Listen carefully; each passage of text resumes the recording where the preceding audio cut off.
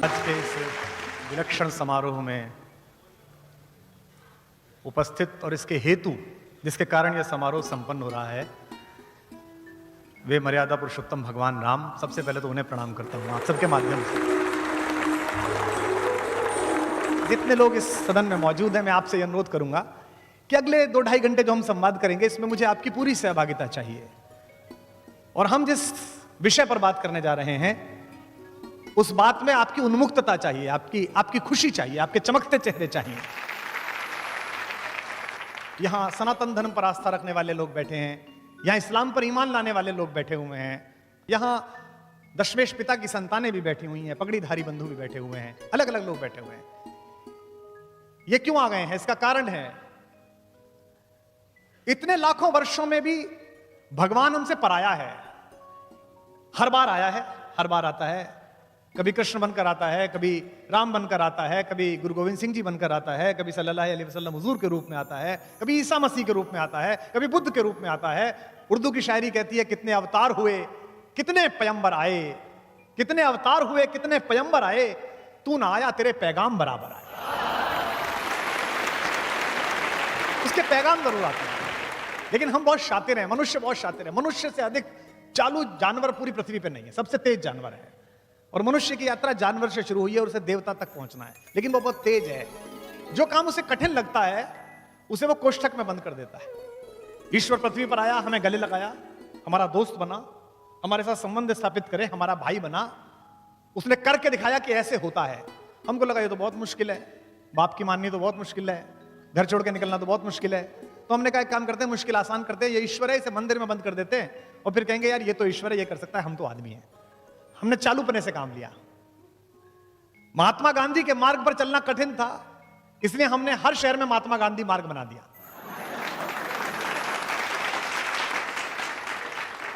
मनुष्य की यात्रा पशु से देवता बन जाने की यात्रा है। आज की तिथि में इस कार्यक्रम को संबोधित करते हुए जो आप कुछ हजार लोग सुन रहे हैं, मैं ये मानता हूं कि इसमें कुछ ना कुछ ईश्वरीय योग भी है। राम पर हिंदी की पहली बड़ी कविता खड़ी बोली के लिखने वाले मैथिली शरण गुप्त का आज जन्मदिन है। आज हरियाली तीज है। आज के दिन ही भगवान शंकर ने पार्वती को अपनी पत्नी के रूप में स्वीकार किया था।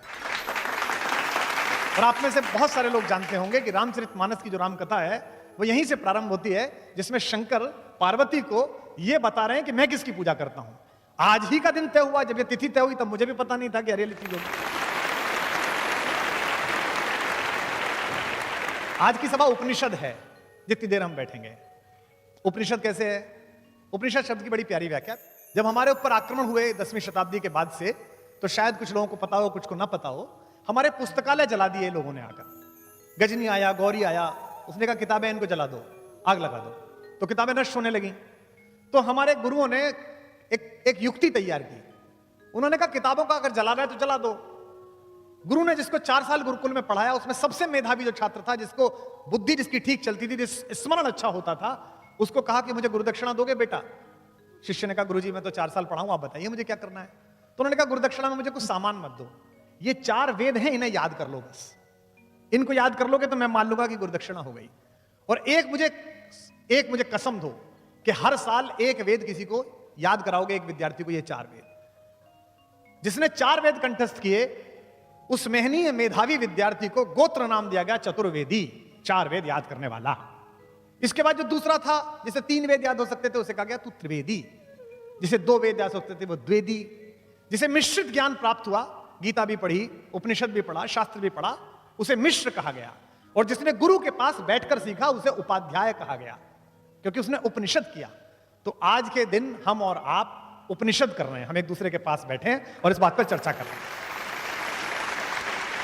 आप सोच के देखिए, आपकी कॉलोनी में जो 3 कोठी दूर रहता है, 3 फ्लैट दूर रहता है, जो आपके दोस्त रहते हैं, वो माहेश्वरी जी फोन करके कहते हैं कि यार वो गुप्ता जी मैं आपके घर आ रहा हूं जरा, मैडम आ रहे हैं। तो आप क्या करते हैं? सोफे पर जो तकिए उल्टे सीधे पड़े उन्हें थोड़ा ठीक कर देते हैं, ना। लेकिन अगर दूसरे शहर से आपके बहनोई फोन करें कि भाई साहब आज शाम तो हम आपके घर आ रहे हैं, पकौड़ी बनवा लीजिए, तो आप चद्दर भी बदल देते हैं, बैठ के चद्दर भी बदल दो, कमरा भी ठीक रख दो। लेकिन अगर किसी दिन आपका कोई सुपरस्टार जैसे आप पसंद करते हो, सचिन तेंदुलकर, विराट कोहली, अमिताभ बच्चन, प्रधानमंत्री, कोई भी आपसे कह दे कि मैं आपके घर आ रहा हूं, तो आप इंटीरियर वाले को बुलाते हैं, कहते हैं सारा बदल दो, आगे से भी सही कर दो, पेंट ठीक कर दो, ये भी कर दो, बड़ा अतिथि आ रहा है, ज्यादा साफ सफाई करते हैं। तो जब इन सामान्य अतिथियों के आने पर इतनी साफ सफाई है, तो इस परिसर में तो राम उतरने वाला है, इसलिए ज्यादा साफ सफाई की आवश्यकता, ज्यादा जिसे कहते हैं ना भक्त हो जाना विषय का। इसके विपरीत शब्द क्या है? इसके विपरीत शब्द है विभक्त। विभक्त कभी भक्त नहीं हो सकता। तो इस परिसर में बैठिए तो विभक्त होकर मत बैठिए, 100% इधर के होकर। मैं ये इसलिए कर रहा हूं क्योंकि मुझसे बड़े ने कहा, बाबा ने कहा, तुलसीदास ने कहा, स्वांते सुखाए तुलसी रघुनाथ गाथा।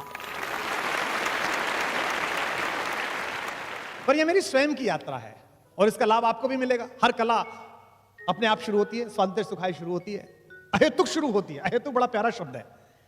जैसे 2000 किलोमीटर दूर समुद्र में 3 लहरें 4 लहरें बड़ी बड़ी लिपट के एक दूसरे से नाचती हैं, आधा आधा किलोमीटर ऊंची उठ के। इसलिए नहीं नाचती कि सैटेलाइट उन्हें देखे, इसलिए नहीं नाचती कि वो डॉल्फिन जो बाकी तैर रही है उनका कोई वो डांस का कोर्स करवाना है, वो इसलिए नाचती है कि उनके अंदर ये ऊर्जा है। इसे अहेतुक कहते हैं। तो आज का ये सदन, आज का ये सत्र अहेतुक सदन है। मनुष्यता ने जितने सपने देखे हैं उनमें राम सबसे सुंदर सपना है, सबसे प्यारा सपना है। और हम कई बार अहंकार में होते हैं, आप भी होते हैं। इसमें महफिल में मैं देख रहा हूं कई IAS अधिकारी बैठे हुए हैं, कई RAS अधिकारी बैठे हुए हैं जिनसे मैं परिचित हूं, जो प्रशासन में काम करते हैं, कई डॉक्टर्स बैठे हुए हैं। सत्ता अहंकार करती है। विश्वामित्र जब लेने गए राम को तो दशरथ ने कहा इसे ही क्यों ले जा रहे हो, मेरी सेना ले जाओ, किसी और को ले जाओ। तो विश्वामित्र ने कहा कि 4 चीजें हैं जिनमें से एक आ जाए तो आदमी अहंकारी हो जाता है। यौवनम, जवानी, धन पैसा, संपत्ति, आपकी महल दुमहले, प्रभुत्वम प्रभुत्व, ये आ जाए कोई एक तो आदमी अहंकारी हो जाता है। यौवनम, धन संपत्ति, प्रभुत्वम, अविवेकता, एकमपि अनर्थाय किम यत्र चतुष्टयम। एक आ जाए तो अनर्थ हो जाता है, अगर चारों साथ हो तो महा अनर्थ। लेकिन आपके बेटे के पास ये चारों हैं, उसके बाद भी ये विनम्र है, इसलिए इसे ले जा रहा हूं, इसलिए इसको अपने पास चाहता हूं। आद्य शंकराचार्य जी ने जब पूरे भारत में सनातन धर्म का झंडा फहरा दिया तो सुनते हैं कि वो बनारस गए थे और सुबह सुबह बनारस में पूजा करते में परिक्रमा कर रहे थे मंदिर की, बाबा विश्वनाथ की। अहम ब्रह्मास्मि कहते थे ना, उनका था अहम ब्रह्मास्मि, मेरे अंदर ब्रह्म है, आपके अंदर भी ब्रह्म है, सबके अंदर ईश्वर है। तो सुबह सुबह जब निकले तो सामने से कूड़े का मल का टोकरा उठाए हुए उन्हें एक सफाई कर्मचारी मिल गया, गंदे से वेश में। आद्य शंकराचार्य जी शंकराचार्य होने के आभा में थे। उन्होंने कहा हटो हटो, रास्ता छोड़ो रास्ता छोड़ो। तो वो और चौड़ के खड़ा हो गया। तो शंकराचार्य गुस्से में आ गए। उसने कहा मूर्ख, मेरा रास्ता रोकता है, रास्ता छोड़, हट सामने से। तो सामने खड़े हुए सफाई कर्मचारी ने कहा किसे हटाता है, मुझे हटाता है या मेरे अंदर जो बैठा है उसे हटाता है, किसे हटाता है? एक क्षण के लिए बोला तो आद्य शंकराचार्य को लगा ये तो अहम ब्रह्मास्मि है। और सुनते हैं कि वो सफाई कर्मचारी भगवान शंकर के रूप में परिवर्तित हो गया। यानी कि शंकर खुद कहने आए थे तो बोल तो रहा है लेकिन इसे समझ भी ले जो कह रहा है, आज इस अहम ब्रह्मास्मि को समझ भी ले। विवेकानंद ने बहुत अच्छा कहा, the moment I have realized God sitting in the temple of every human body. मुझे जब भी लगता है कि ईश्वर बैठा है किसी के अंदर, the moment I stand in reverence about every human being and see God in him, the moment I am free from bondage.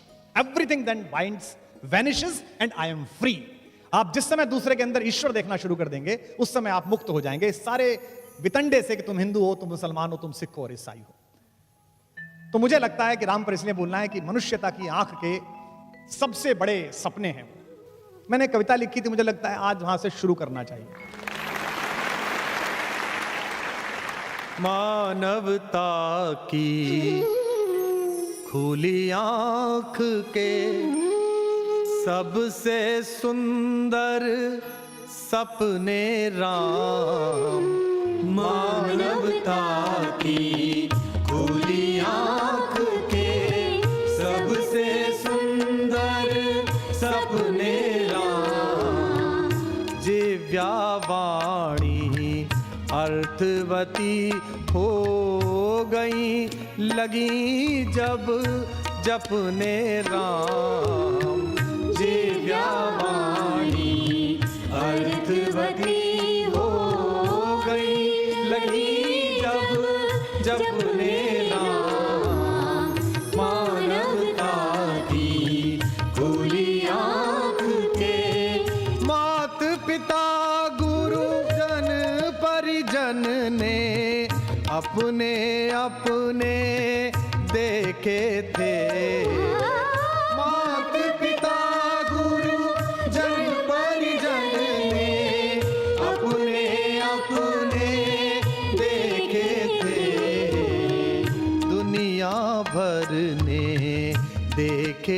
अपने अपने अपने अपने राम दुनिया भर ने देखे अपने अपने अपने अपने राम अपने अपने अपने अपने अपने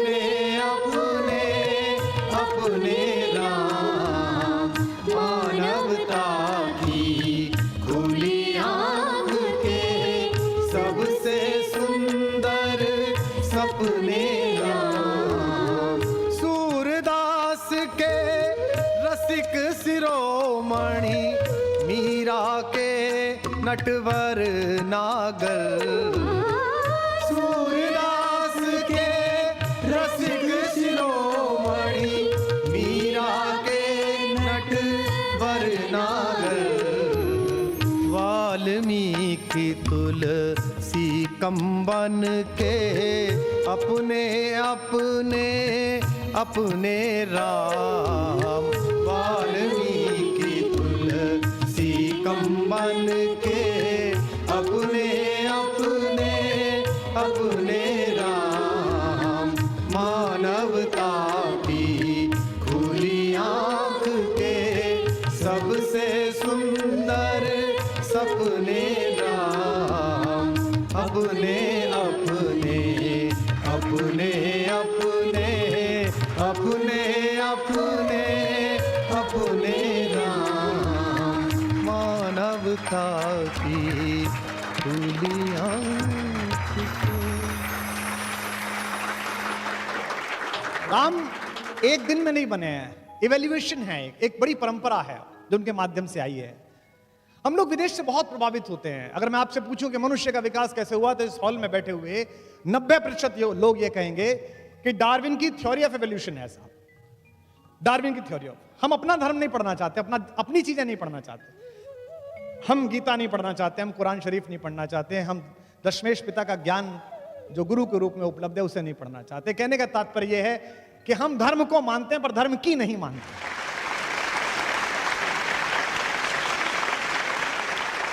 लेकिन आप ध्यान से देखें तो भारत में जो दशावतार की परंपरा है, जो हजारों वर्ष पहले, लगभग 5-6 हजार वर्ष पहले तो इसकी कार्बन रेटिंग के प्रमाण है जिसके लिखे जाने के। डार्विन तो अभी आए हैं 100-200 साल पहले, वो बताकर गया है कि मनुष्य कैसे बना।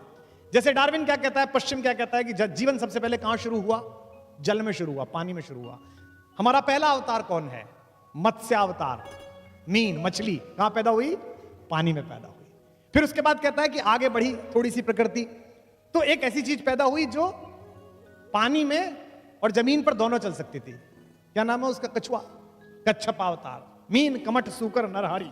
उसके बाद क्या आया? तीसरी चीज जो पानी, जमीन और कीचड़ तीनों को भेज सकता है, वो कौन है?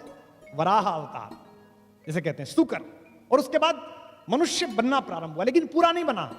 आधा पशु रहा, आधा मनुष्य बना। कौन बना?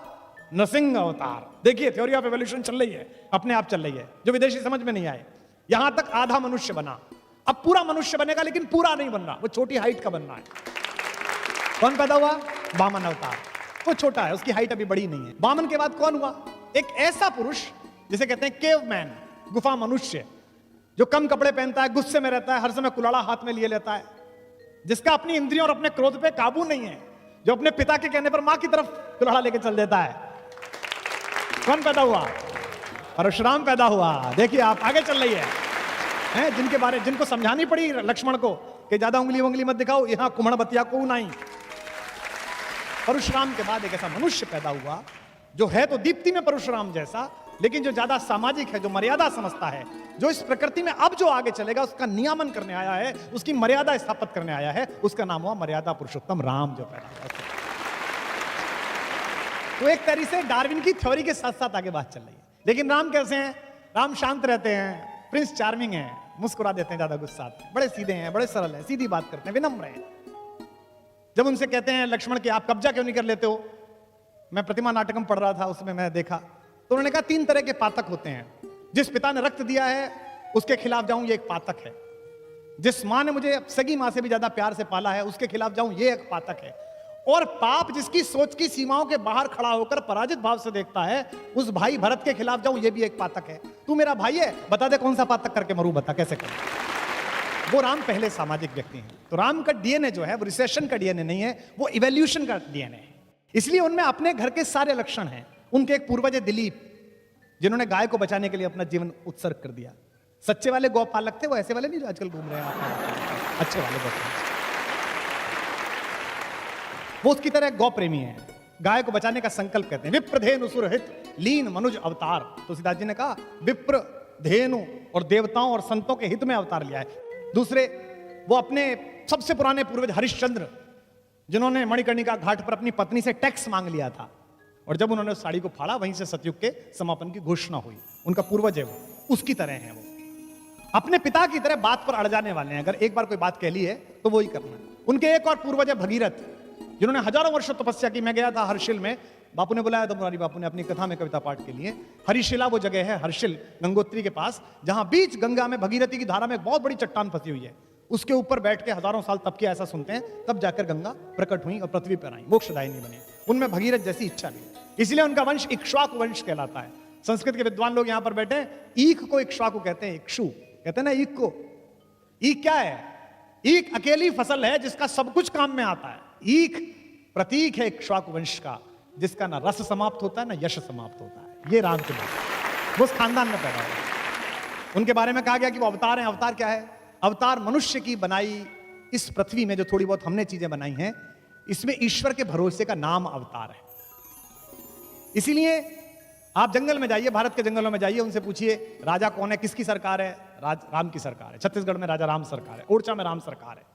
क्योंकि राम का राज्याभिषेक नहीं हुआ, लेकिन राज्याभिषेक सिंहासन पर बैठने से कोई सिंह नहीं बनता। संस्कृत में सुभाषित है, ना अभिषेको न संस्कारो सिंहस्य क्रियते वने। जंगल में शेर का कौन संस्कार करता है? उसका तो बल है, उसकी तो शक्ति है, वो तो ताकतवर है। ना अभिषेको न संस्कार सिंहस्य क्रियते वना विक्रमार्जित सत्वस्य स्वयं एवं मृगेंद्रता। अपने विक्रम से, अपने पौरुष से अर्जित जो आपकी क्षमता है, वो आपको मृगेंद्र बनाती है। इसलिए राम का पूरा कैरेक्टर, उनका पूरा चरित्र लाइट नहीं है, साइट है।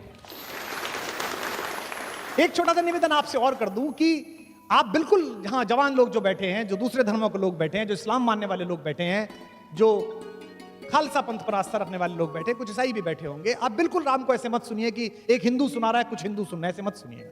क्योंकि मेरी योजना में यह भी है कि आज के बाद कुछ दिन बाद मैं कृष्ण पर भी अध्ययन करके बोलूंगा, कुछ दिन बाद मैं अध्ययन करके सल्लल्लाहु अलैहि वसल्लम हुजूर मोहम्मद साहब पर भी बोलूंगा, इस्लाम पर भी बोलूंगा, कुछ दिन दशमेश पिताजी पर बोलूंगा। तो जितने भी लोग उनमें हो सकता है कोई ना मानता हो राम को, मत मानिए, कहानी सुन लीजिए। अगर किसी ने कहानी भी लिखी है तो भी ऐसी कहानी लिखी है कि इस कहानी को ही ठीक से जी लेंगे तो सर्वश्रेष्ठ मनुष्य बनने की संभावना आपके अंदर पैदा हो जाएगी। आपका व्यापार, आपकी शिक्षा, सब कुछ सफल हो जाएगी। इस संसार को अंधकार से, उत्पीड़न से निजात दिलाने के लिए ये लोग आते हैं, जितने भी लोग आते हैं, चाहे भगवान जिस भी प्रकार से आते हैं। अच्छा, ये तो मानोगे कि ऐसा होता है जब लोकतंत्र में 5 साल की सरकारों में आप ऐसा करते हैं कि जो ज्यादा सिर पे तांडव कर ले उसे एक दिन बटन दबा के आप हटा देते हैं और कहते हैं कि नया लेके आओ। ये बात अलग है कि दूसरा उससे ज्यादा गति से तांडव करता है, तो फिर आपको लगता है अभी से कैसे करके लाओ। फिर कई बार आप वैकल्पिक व्यवस्थाएं करते हैं, वो दोनों से ज्यादा मिलकर ज्यादा करता है। हम अनुभव में है, हमें पता है उसका। तो राम की विजय उनकी निजता का उत्सव नहीं है, राम की जीत अपनी जीत नहीं थी। इसलिए आज राम चले गए वो नहीं है, लेकिन उत्सव जारी है। आप मुझे बताइए, जो क्रिकेट खेलने वाले लोग हैं, जिस समय आप उस वर्ल्ड कप की झांकी देखते हो जिसमें कपिल देव कप को उठा रहे हैं, तो कैसा अच्छा सा लगता है। जिस समय आप वो वाला दृश्य देखते हो जब बहुत नाराज सौरभ गांगुली अपनी शर्ट लहराते हुए घूम रहे हैं, तो कैसा अच्छा लगता है। तो जब हमारे सामने अभी जो पैदा लोग हैं, उनकी छोटी सी विजय हमें इतना उत्प्रेरित, इतना दीपित, इतना उत्साहित, इतना सम्मोहित कर सकती है, तो हजारों साल पहले जिसने अंधकार के खिलाफ सबसे बड़ी जीत पैदा की, अगर उसे ध्यान से जानेंगे तो कितना उत्साहित हो जाएंगे, कितने उत्प्रेरित हो जाएंगे, कितनी गति बढ़ेगी। कोई एडिसन ऐसा नहीं है जो एक बल्ब से दूसरे बल्ब को स्पर्श करा दे तो उजाला हो जाए। यह केवल मनुष्य को यह हक हासिल है कि वो ईश्वर बन के आए। इसलिए अयोध्या जाते समय और अयोध्या से लौटते समय राम ने जो सबसे महान काम किया वो एकात्मकता का काम किया। अयोध्या से लौटते समय उन्होंने हर वो काम किया जो इस देश को एक साथ जोड़ सकता है, जो इस देश को एक साथ बांध सकता है। महात्मा गांधी के पूरे संघर्ष पर राम की छाप है। उन्हें पता था कि साउथ अफ्रीका में वो जिनके खिलाफ लड़ रहे हैं सूट बूट पहन के उनके खिलाफ नहीं लड़ सकते, इसलिए सबसे पहला काम उन्होंने ये किया कि कपड़े वो उतारे और उन्होंने राम की तरह सामान्य कपड़े पहने। फिर भी उन्हें लगा कि अभी वो वेशभूषा नहीं आई जिससे राम लड़ते हैं। एक धोती ऊपर पहनी, एक नीचे पहनी और 3 साल भारत घूमा। बिहार के दूर के हिस्से में पहुंचने पर उसने देखा कि एक महिला के पास एक ही कपड़ा था, वो नहा रही थी ताकि ट्रेन चली जाए तब पानी से निकले। तो बापू पानी पीने उतरे तो उन्होंने अपनी ऊपर वाला कपड़ा भी ये कह के कस्तूरबा से कहा कि अगर इस देश में ऐसे लोग हैं जिनके पास एक भी कपड़ा नहीं है तो 2 कपड़े पहनना अपराध है।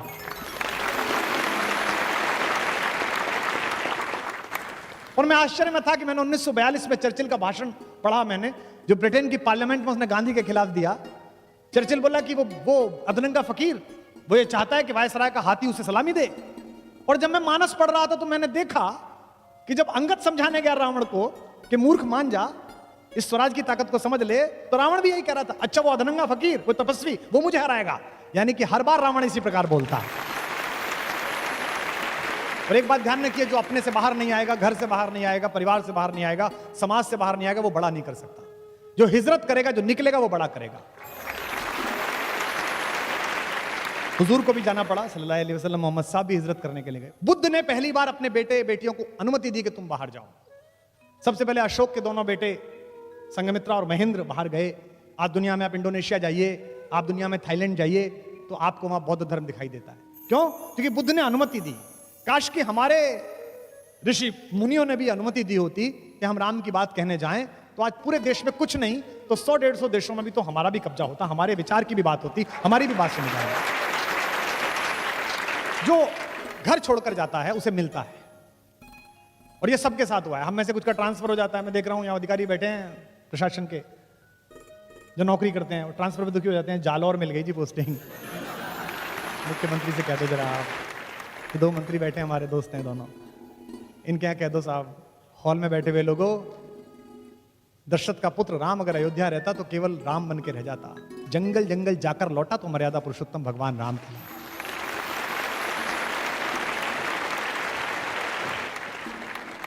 एक शेर मुझे उर्दू का याद आया, आप सबके भगवानों के नाम है, मेरे और आपके सबके। पयंबरों से जमीनें वफा नहीं करती, पयंबरों से जमीनें वफा नहीं करती, हम ऐसे कौन खुदा थे जो अपने घर रहते। अयोध्या छोड़ी राम ने तो अपनी आनुवंशिक पोजीशनिंग छोड़ी। मैं अध्यात्म रामायण पढ़ रहा था तो उसमें बड़ा अच्छा उल्लेख था कि राम जंगल जाएं या ना जाएं, विश्वामित्र इस पे चर्चा कर रहे हैं वशिष्ठ से, तो राम वहां आ गए। तो पिता ने कहा कि तुम यहां मत बैठो, तुम्हारा ये निर्णय नहीं है, राजा का निर्णय, मैं और गुरुजी कर लेंगे। राम ने कहा आपका निर्णय है, लेकिन चूंकि मेरे बारे में निर्णय है इसलिए मेरा बैठना जरूरी है, मैं जाऊंगा। उनसे कहा अच्छा जाना ही है तो सेना साथ ले जाओ। तो उन्होंने कहा कि जंगल के लोगों की रक्षा अगर सेना से ही होनी थी और सेना ही ठीक थी तो मेरे जाने से क्या था। पिता ने कहा अंगरक्षक साथ ले जाओ। तो उन्होंने कहा कि अगर मुझे अपने अंगों की रक्षा करने की चिंता करनी पड़ी तो जिन्हें दूसरों को बचाने जा रहा हूं, दूसरों को रक्षा करने जाऊं, उन्हें क्या करके आऊंगा, उनसे क्या कह के आऊंगा। तो रास्ते में विश्वामित्र उनसे बात करते जाते हैं। विश्वामित्र कहते हैं लड़ोगे कैसे? तो उन्होंने कहा कौन लोग हैं, कैसे लोग हैं? तो विश्वामित्र ने कहा कि वो तो जंगली लोग हैं। तो बोले उनसे उनके साथ ही लड़ेंगे। बोले उन्हें कुछ नहीं आता है। तो विश्वामित्र ने कहा उन्हें कुछ तो आता होगा, क्या काम करते हैं? तो विश्वामित्र ने कहा उनमें से कुछ लोग तो लकड़ी का काम करते हैं, बांस का काम करते हैं। राम ने कहा हो गया काम, उनसे बांस के तीर बनवाएंगे, उनसे धनुष बनवाएंगे, हमारी आर्टिलरी तैयार हो रही है। और क्या करते हैं? बोले लोहार है, लोहे का काम करते हैं, भील हैं, बहुत अच्छे, उनसे भाला बनवाएंगे, तलवार बनवाएंगे, ढाल बनवाएंगे, आधा काम तैयार हो रहा है। बोले और क्या है? बोले वो पशु पक्षी बांधने का काम करते हैं। बोले उनसे घोड़ों की ट्रेनिंग कराएंगे। तो बोले वो तो अपने काम करेंगे, तुम्हारी सेना में क्यों रहेंगे? उन्होंने कहा सेना में नहीं ले जा रहा, उनको सेल्फ डिफेंस सिखा रहा हूं, आत्मरक्षा सिखा रहा हूं। इस पूरे देश को आतताई सोच के खिलाफ खड़ा करने वाले पहले कमांडर का नाम मर्यादा पुरुषोत्तम राम है, जिसने तैयार किया था। मित्र के साथ हो, भाई के साथ हो, अपनी पत्नी के साथ हो, पुत्र के साथ हो, आइडियल लाइफ स्ट्रक्चर कैसा खड़ा होना चाहिए वो राम का है। सबसे पहले अपने पिता के साथ, अपने भाइयों के साथ जो उनका व्यवहार है। आप में से कितने लोग जानते हैं, कितनों ने मानस वहां से पढ़ी है कि जब उनका राज्याभिषेक होना था तो उनकी एक ही शिकायत थी केकई से। केकई ने कहा कि बेटा तुम्हारा राज्याभिषेक होना है, तुम राजा बनोगे। तो उन्होंने एक ही शिकायत करी अपनी माँ से कि ये कौन सी खराब बात है, हम 4 भाई एक साथ पैदा हुए, हम एक साथ पले बढ़े, और केवल बड़े का राज सिंहासन मिलेगा, केवल उसका राज्याभिषेक है तो गलत बात है। हम चारों को राज्य मिलना चाहिए, उनकी अकेली शर्त थी जीवन में, यानी कि समाजवाद का पहला स्टेटमेंट, सोशलिज्म का। दूसरा मित्र के नाते वो कहते हैं कि जिन मित्र दुख होए दुखारी तिनहि विलोकत पातक भारी। अगर मेरे रहते मित्र दुखी है, चाहे वो सुग्रीव हो, चाहे विभीषण हो, चाहे केवट हो, उसके साथ देते समय जो उनकी विनम्रता है, जो संपत्ति शिव रावणी दीन दिए 10 मात। आपको पता है कि रावण को 10 सिर चढ़ाने पर, मैं ये नहीं मानता कि रावण के 10 सिर थे, हो सकता है कुछ लोग मानते हो। मुझे भी लोग कहते हैं कि साहब एक टाइम में 3 बुद्धि कैसे चलती हैं, चुटकुला भी याद आ जाता है, संस्मरण भी याद आ जाता है, कविता भी याद आ जाती है, यानी कि 3 तो अपने भी हो गए।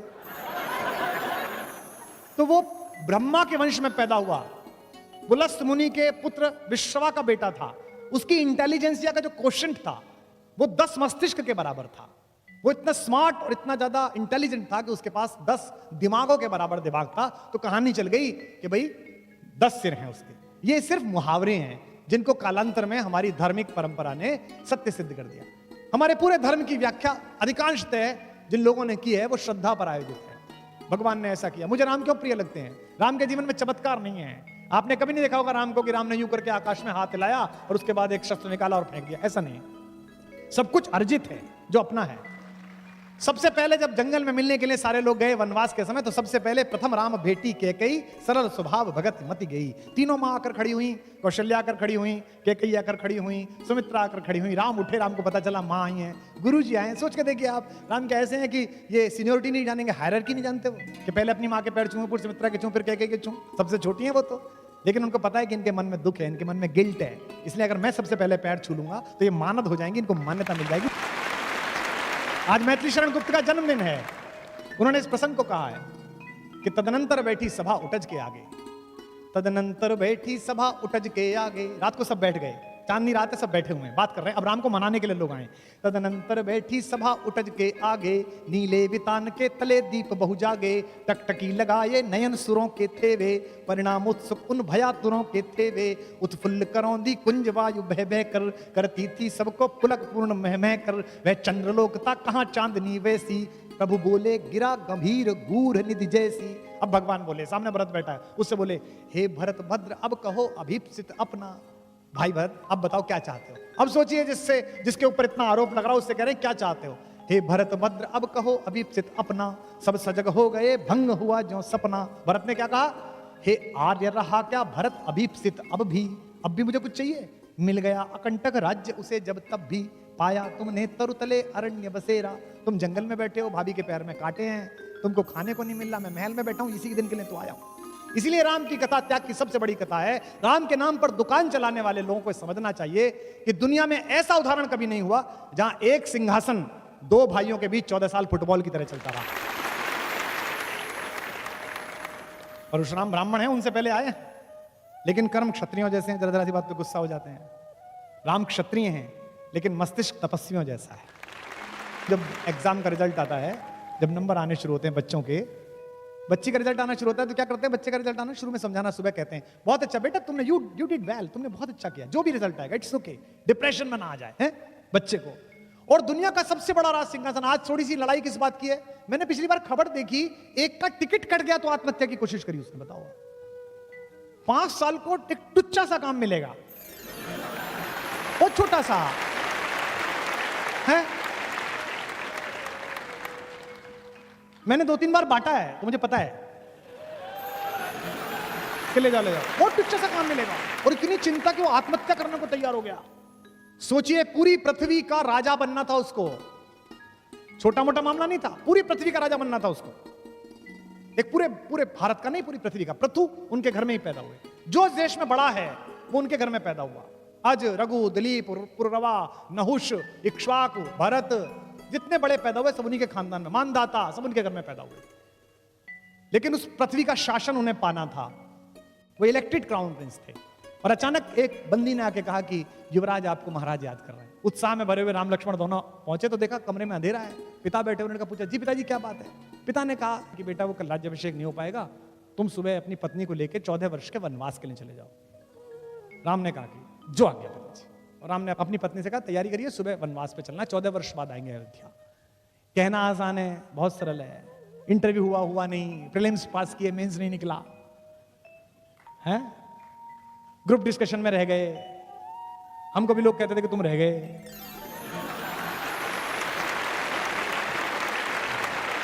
कहना आसान है लेकिन मानस पड़ी है, राम जी आए तो बहुत सरल है। राम को बुलाया उनकी मां ने, कौशल्या ने। मां को लगा होगा कि बेटे को धक्का तो नहीं लग गया।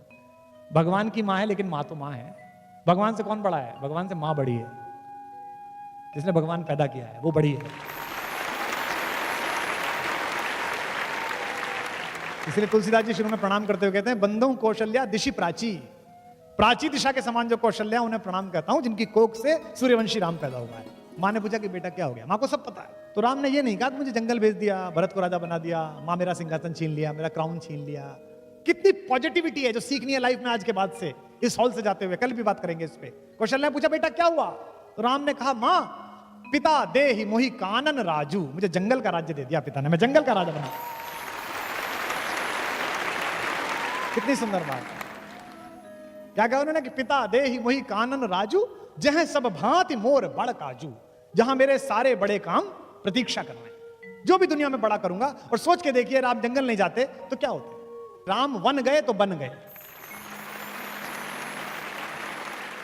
राम विनम्र रहते हैं, शालीन रहते हैं, मुस्कुराते हैं वो। तो इसी आत्मविश्वास में उनकी जीत है। डिप्रेशन से बाहर लाए अंगद को। और जब अंगद गया बात करने के लिए, तो आप देखिए कम्युनिकेशन स्किल सिखाया जाता है ना आजकल। आजकल सबसे बड़ी प्रॉब्लम क्या है? बीटेक कर लो, एमटेक कर लो, लड़का जो है, लड़की जो है, वो कम्युनिकेट नहीं कर पा रहा, अपनी बात नहीं कह पा रहा। माँ से नहीं कह पा रहा, पिता से नहीं कह पा रहा, गर्लफ्रेंड से नहीं कह पा रहा, बीवी से नहीं कह पा रहा, नौकरी में नहीं कह पा रहा। ऐसी बहुत सारी घटनाएं आप देख रहे हैं जिनमें ना कह पाने के कारण वो आत्महत्या कर रहा है, डिप्रेशन में जा रहा है। अंगद को उन्होंने कम्युनिकेटर बना के भेजा। राम कितने पॉजिटिव हैं। उनसे विभीषण कहते हैं, जिस दिन अगले दिन युद्ध शुरू होना है, उस दिन कहते हैं कि सर थोड़ा बैठ के स्ट्रेटेजी बना लें, कौन किधर से बढ़ेगा, इतना बड़ा आदमी है, इससे लड़ना है। तो कहते हैं कि नहीं यार, वो अंगद भेजा है मैंने, दूत ना, बाली का बेटा, और मुझे उम्मीद है कि रावण मान जाएगा, सीता को वापस दे देगा, अपन क्यों लड़ाई लड़ें। ये राम है। एक बात ध्यान से रखना, अभी बहुत बड़ी घटना इस समय पूरे देश में राजनीतिक हलचल चल रही है, जिससे हम जुड़े हुए हैं। राम ने अपने पूरे जीवन में किसी भी राक्षस को मारते समय उससे निगोशिएट नहीं किया। छोटों से, खर से, दूषण से, ताड़का से, सुबाहु से सीधा मारा। उन्होंने एक ही आदमी से निगोशिएट किया, रावण से। क्योंकि राम जानते थे कि आतंकवाद की लड़ाई में स्लीपर सेल के साथ समझौता नहीं किया जाता, उसको तो मारा ही जाता, उसको तो खत्म ही किया जाता।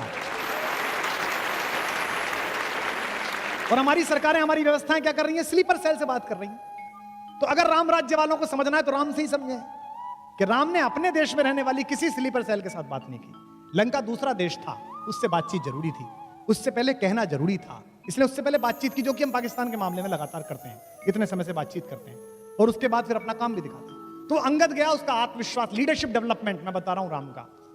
उसने पहली जो वाक्य बोली उस पर हंसेंगे भी आप। रावण ने पूछा कि मेरा और राम की क्या लड़ाई, तू जानता मैं कौन हूं? क्या तेरा वो फकीर तपस्वी, वो मुझसे लड़ेगा, मेरा उसका क्या? तो अंगद ने कहा जी बिल्कुल ठीक कह रहे हो सर, आपका उनका कोई मुकाबला नहीं। रावण को लगा यार आदमी उसने भेजा है, हमारे पक्ष में बोल रहा है, तो वो बड़ा प्रसन्न हुआ। उसने कहा बिल्कुल ठीक, मेरा उसका क्या मुकाबला। तो अंगद का कम्युनिकेशन स्टाइल देखिए जो राम ने डेवलप कराया है। तो क्या कहा कि सिंधु तरयो उनको बनरा, उनका तो बंदर, बंदर भी नहीं, बंदर में थोड़ा ग्रेस आ जाएगा, मतलब हनुमान चाचा हैं उनके अंगद के, फिर भी उनको बंदर भी नहीं करे, चाचा जी भी नहीं करे, क्योंकि डिप्रेशन में रावण को लाना है। तो कहते क्या, सिंधु तरयो उनको बनरा, तुझ पे धनुरे गई न तरी। उनका तो बंदर पूरा समुद्र पार कर आया, और तुझ पे उनके छोटे भाई ने एक रेखा खींची थी, वो नहीं तरी गई, तेरा उनका क्या मुकाबला भाई, दोनों का आपस में। कि सिंधु तरयो उनको बनरा, तुम पे धनुरेख गई न तरी, तुम पे। अच्छा छंद है। सिंधु तरयो उनको बनरा, तुम पे धनुरेख गई न तरी, तुम पे धनुरेख गई न तरी। वानर बांधत सो न बंधो, उन बारिधि बांध के बाट करी, उन बारिधि बांध के बाट करी, उन बारिधि बांध के बाट करी। अज हूँ रघुनाथ प्रताप की बात, तुम्हें दशकंठ न जाए परी, तुम्हें दशकंठ न जाए परी। तेलनि तूलनि पूछ जरी न जरी, गढ़ लंक जलाए जरी धड़ी, लंक जलाए जरी। तेरा सारा तेल लगा, तेरा सारा कपड़ा लगा, एक बंदर की पूंछ जलाने के चक्कर में तूने अपना पूरा नगर जलवा लिया, बता यार। और तू कह रहा है कि उनसे लड़ने चलेगा, उससे लड़ने चलेगा। इसलिए जो कम्युनिकेशन स्किल है, विभीषण से संवाद जो राम ने किया, वो साधन और साधना के बीच का संवाद है। बड़ी अद्भुत बात है। राम की शक्ति पूजा आप में से शायद अधिकांश लोगों को पता होगा कि राम और रावण के युद्ध में एक दिन ऐसा आया था जिस दिन राम की सेना पराजित हो गई थी, तोड़ फोड़ मचा दी थी रावण ने, जिस दिन रावण खुद आया था। महाप्राण निराला ने कविता लिखी है राम की शक्ति पूजा। रवि हुआ अस्त ज्योति के पत्र पर लिखा, अमर रह गया राम रावण का अपराजेय समर। आज का तीक्ष्ण विदिक्ष प्रकर वेग प्रकर, शतशैल शंवरणशील नील नवगर्जित स्वर, विच्युत वन्य राजीव नयन हत लक्ष्मण, लोहित लोचन रावण मदमोचन महायान। ऐसी कविता लिखी है। उस दिन सब बेहोश हो गए, सुग्रीव बेहोश हो गया, सौमित्र बेहोश हो गए, लक्ष्मण सब बेहोश हो गए। राम लौटे तो राम बहुत दुखी थे। जामवंत ने समझाया, जामवंत सबसे सीनियर हैं सेना में, मतलब सबसे फाइनल पोजीशन पे, ब्रिगेडियर जनरल से भी ऊपर हैं। उन्होंने राम से कहा कि इतना क्यों दुखी होते हैं, वही आपका हाथ है, वही आपका तूणीर है, मार लेंगे, इसे कोई दिक्कत नहीं है। किसी किसी दिन होता है, सामने वाले का दिन होता है, किसी किसी दिन नहीं होता। राम ने कहा ऐसा नहीं है, जब मैं युद्ध लड़ रहा था तो मैंने एक बात देखी, रावण नहीं लड़ रहा था, रावण के साथ शक्ति लड़ रही थी, दुर्गा लड़ रही थी, देवी लड़ रही थी। और ये अजीब बात है कि मैं धर्म के साथ हूं, मेरे साथ नहीं लड़ रही, उसके साथ लड़ रही हैं। तो जामवंत ने कहा अगर ऐसा है तो युद्ध हम संभालेंगे, आप पूजा करिए। तो 108 कमल मंगाए गए। ये दशहरा क्यों मनाया जाता है, ये आज शायद कुछ लोगों को पता चलेगा। हम तो कहते हैं कि रावण हरा दिया, ऐसा हुआ नहीं। ये जो शक्ति की पूजा, नवरात्रि की पूजा क्यों है? 9 दिन राम ने ध्यान धारण किया और 108 कमल वो चढ़ाते थे, एक एक कमल शक्ति के चरणों में चढ़ाते थे, त्रिपुटी में साधते थे, इमेज बनाते थे, जैसे सूफी लॉ लगाते हैं, जैसे साधु लॉ लगाते हैं, वो ध्यान में चढ़ते चले गए। आखिरी दिन जिस दिन आया, जिस दिन उनको वर मिलना था शक्ति का, 107 कमल जब उन्होंने चढ़ा दिए तो देवी ने सोचा कि इसका एग्जाम लेती हूं कि कितना भक्त है। वो आखिरी नील कमल उठा के ले गई। राम ने यूं करके थाली में हाथ फिराया तो देखा कि कमल ही नहीं है। तो वो ध्यान से नीचे उतरे और देखा कि कमल नहीं है। उन्हें लगा अब साधना भंग हो जाएगी। निराला लिखते हैं कि राम की आंखें भीग गई।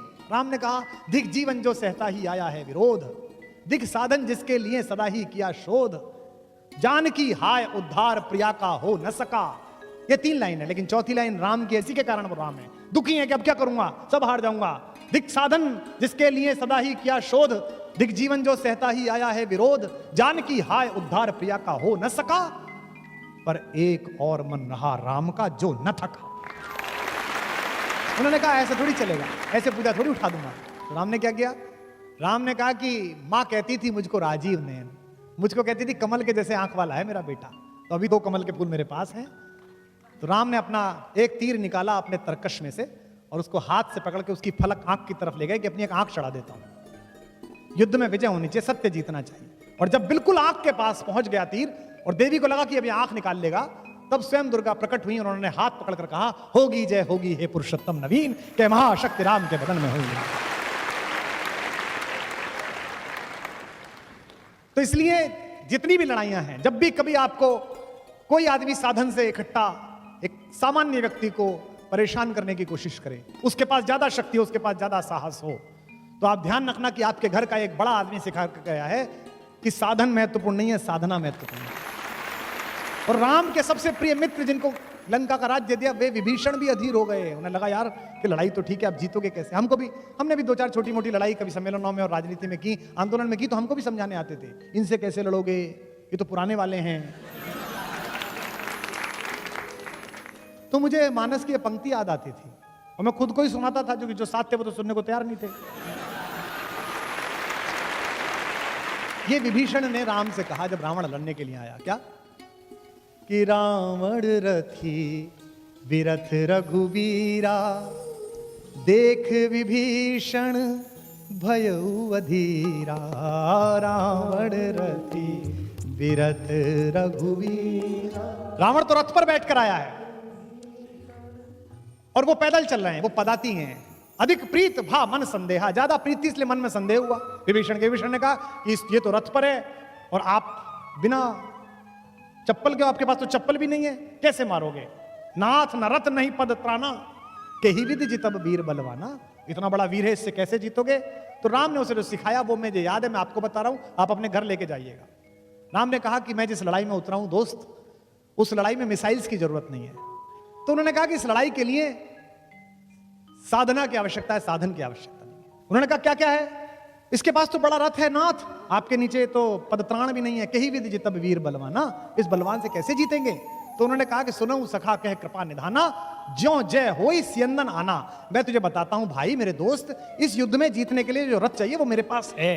अब विभीषण को रथ दिख नहीं रहा, राम कह रहे रथ है। इसी में आपके जीवन के संघर्ष की गति है। उन्होंने कहा मेरे पास रथ है। कौन सा रथ है? मेरे पास जो रथ है उसमें 2 चक्के लगे हुए हैं, तुझे दिखेंगे। कौन से?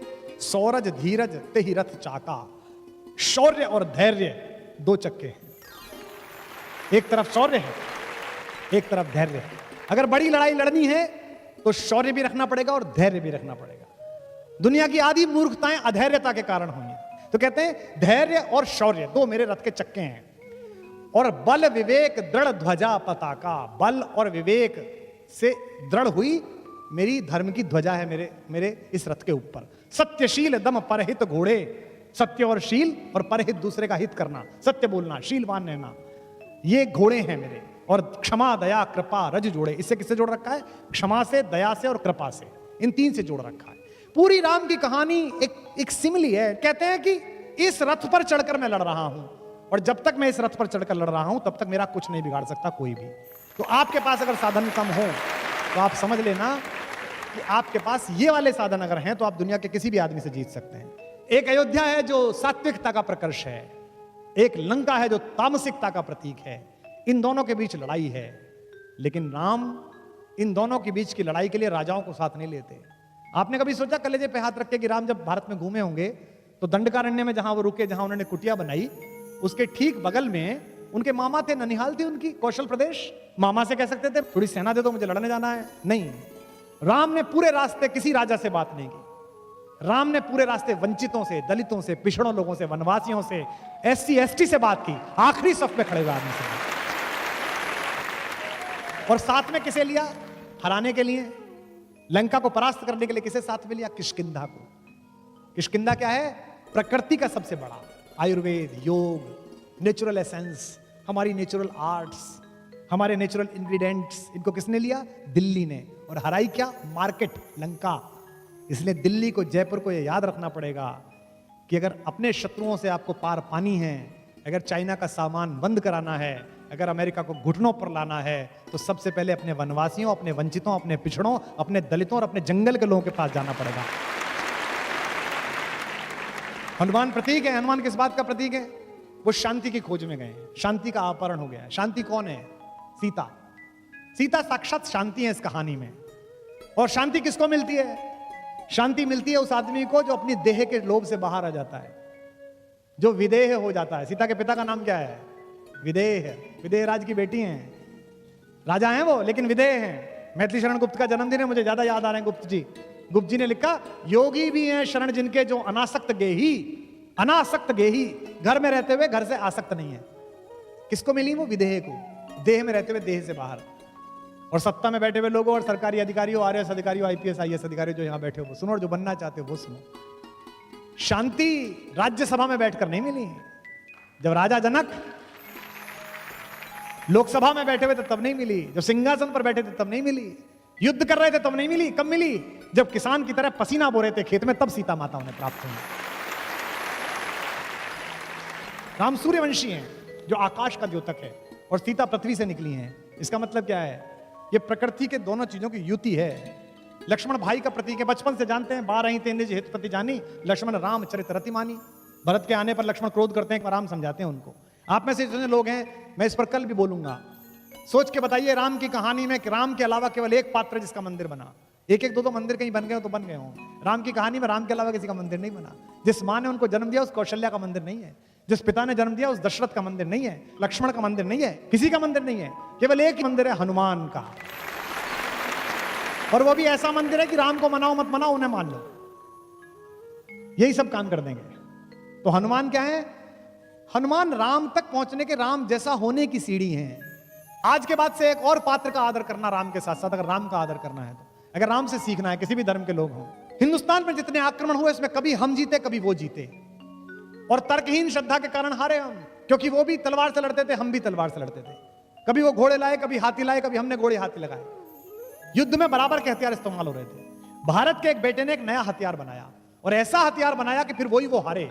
फिर केवल संस्कृति जीती, आज तक जिंदा है इतने आक्रमणों के बाद। और भारत का वो बेटा रहता था चित्रकूट के पास, आत्माराम दुबे का लड़का, जिसका नाम था तुलसी। उसने 77 वर्ष की आयु में एक कहानी लिखी राम की, और उसने बताया कि ये तो छोटे छोटे लंपट हैं जिनसे तुम लड़ रहे हो, ये तो जरा जरा से हैं, तुम्हारे गांव का एक लड़का तो पैदल गया था और सबसे बड़े को मार के आया था। क्यों अपना आत्मविश्वास क्षीण करते हो? तुलसी की मानस आई और उसके बाद आम हिंदुस्तानी में यह विश्वास पैदा हो गया कि अब मैं भी लड़ सकता हूं, अब कोई भी लड़ सकता है, और इसी के बल पर हम लड़ाइयां जीते। शक्ति विनम्रता भी पैदा करती है और अहंकार भी पैदा करती है। इसीलिए यक्ष ने युधिष्ठिर से पूछा कि भगवान का भोजन क्या है। युधिष्ठिर ने बताया कि भगवान अहंकार खाता है। रावण को अहंकार है, न सत्य मानता है न तथ्य मानता है। तथ्य क्या है? तथ्य है कि भी हार चुका है तू। राम और रावण में एक पंक्ति का अंतर है। रावण इच्छाओं के पाश में बंधा है और राम इच्छाओं से परे जा चुके हैं। रावण में पावर ऑफ पनिशमेंट है, राम के पास राइट ऑफ पनिशमेंट है। रावण का अपयश बहुत है, जबकि वो खानदान में बड़े में पैदा हुआ है। हनुमान ने भी कहा, जब हनुमान से पूछा मुझे जानता है मैं कौन, अच्छा वो हर आदमी से पूछता मुझे जानता है मैं कौन हूं, ये बड़ी इन्फीरियरिटी है। अंगद से पूछता मुझे जानता है मैं कौन हूं।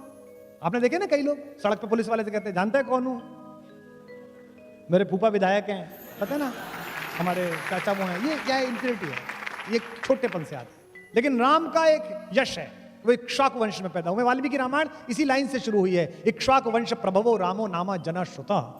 लेकिन वो अपने खानदान का कभी वर्णन नहीं करते। जिससे भी मिलते हैं वो कहते हैं, अहिल्या के पास गए तो उनसे क्या कहते हैं, माँ मैं दशरथ का पुत्र अपनी पत्नी सीता और भाई लक्ष्मण के साथ आपको प्रणाम करता हूं। पिता का नाम इसलिए बताते हैं कि भारत में परंपरा है, गुजरात में तो और महाराष्ट्र में तो पिता का नाम बीच में जोड़ा जाता है। लेकिन वो अपने अहंकार में, इसलिए रावण की शक्ति भय देती है और राम की शक्ति निर्भय देती है। रावण अहंकार में अपमान करता है और राम छोटे आदमी को भी उठा लेता है। रावण सैडिस्ट है, बहुत सारे लोग सैडिस्ट होते हैं। इस देश में बहुत सारे लोग इस बात से दुखी हैं कि उनका पड़ोसी सुखी है, अपने सुख से कोई प्रसन्न नहीं है। रावण की यही समस्या है, वो सैडिस्ट है। हनुमान की पूंछ काटता है, कहता है कि सबसे पहले सुनि विहस बोला दस्कंदर, अंग भंग कर पठियो बंदर, इस बंदर की पूंछ काट के भेजो। वो भी कलाकार आदमी थे, उन्होंने कहा काम शुरू करो, चलो देखते हैं। पूरा तेल वेल डला, सब कुछ डला। मैनेजमेंट के उदाहरण है वो, मिनिमम इनपुट मैक्सिमम आउटपुट। कपड़ा रावण का, तेल रावण का, जली रावण की। पूरी लंका जलाई, केवल एक घर नहीं जलाया। किसका? विभीषण का। क्यों? उनके ऐसे तेल ही नहीं आया था। सबने तेल भेजा, उन्होंने नहीं भेजा। बोले इनका इन्वेस्टमेंट ही नहीं है कंपनी में देने का, डुबोना। बात खत्म। लेकिन राम जटायु के घाव साफ करते हैं। आप में से कुछ लोगों को पता होगा कि राम ने अपने हाथों से उनका अंतिम संस्कार किया और कहा कि मैं दुर्भाग्यशाली हूं कि मुझे अपने पिता का अंतिम संस्कार करने का अवसर नहीं मिला। हे संत, हे जटायु, हे गिद्धराज, आज आप मुझे अपना अंतिम संस्कार करने का अवसर देकर मेरे पुत्र होने को पूरा कर रहे हैं, ये कहा। शत्रुघ्न बंधन मुक्त हैं, उनके पास बंधन नहीं है। एक कैरेक्टर और है राम कहानी में जिसका जिक्र ही नहीं होता, शत्रुघ्न। सब अपने अपने काम में चले गए, वो वही है। आज मैथिली शरण गुप्त का जन्मदिन है, मैं कई बार उन्हें याद कर चुका। मैथिली शरण गुप्त के यहाँ मांडवी, भरत की पत्नी मांडवी, कहती है कोई तपस्वी, कोई त्यागी, कोई यहाँ बैरागी है। हमारे घर में बड़े खलीफा हैं, कोई तो तपस्वी हमारा पति, कोई त्यागी हमारे जेठ जी, कोई बैरागी हमारा दूसरा देवर लक्ष्मण जंगली चला गया। मेरा पूरा घर संभाले छोटे देवर बड़भागी हैं, पूरा घर संभाल रखा है, मेरे छोटे देवर सबसे अच्छे हैं। उर्मिला मुदिता है, बेटी की तरह प्रसन्न रहती है।